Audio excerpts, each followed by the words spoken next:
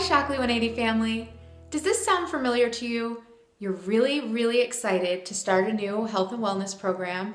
You get your exercise right, you start eating healthier, and you track your progress, and you just haven't been progressing the way you thought you were. So you get discouraged and you give up. That's something that I did over and over again. And I have found through a lot of experimentation over the years that the times I wasn't making any progress, I wasn't really tracking my calories or my portion sizes. I could eat a lot healthier and my body will be much happier eating healthy food, but in the wrong portions, you still aren't going to have the weight loss success that you want to have. So I've totally been there. Actually, I met a lady at the gym once who totally made me smile. She was talking about how she met with a nutritionist and that she had a new eating plan, and every morning she was allowed to have a serving of fruit. So she went to the grocery store and bought the biggest apples she could find and the biggest bananas she could find so she could eat the most. And it cracked me up because of course I've done that too. But sometimes if we find the biggest apples we can find, it is actually more than one serving and we could be eating double what we think we're eating.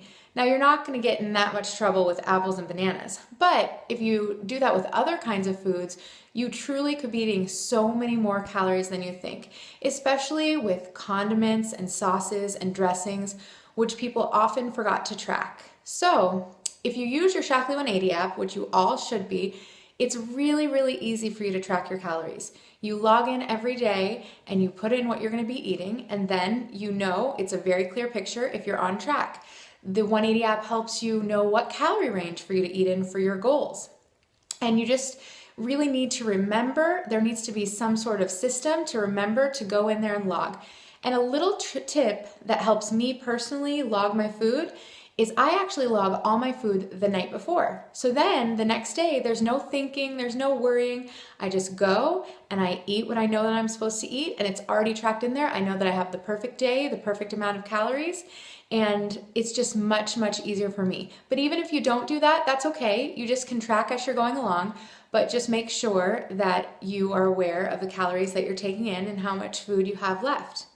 The other thing that you can do that's really awesome about tracking is if you have an amazing week and you just want to duplicate that week, you can kind of look back and see what you did. Or if you have a week that you were a little bit unsure about how it went or a little disappointed, you can look back and see where maybe it wasn't as good for you and what changes you can make. So tracking is so important. The other thing is make sure that you're weighing and measuring your food, especially in the beginning. Later on, you'll probably become a pro and you can probably start to eyeball it. But in the beginning, if you have a cup of rice to eat, you better use a cup, because a cup of rice when I'm starving just seems to grow a little bit. And so it might be a cup and a half, which over the course of a week, eating a little too much really adds up.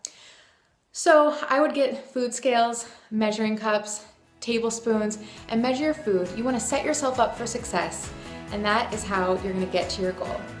I'm in for 10. Are you?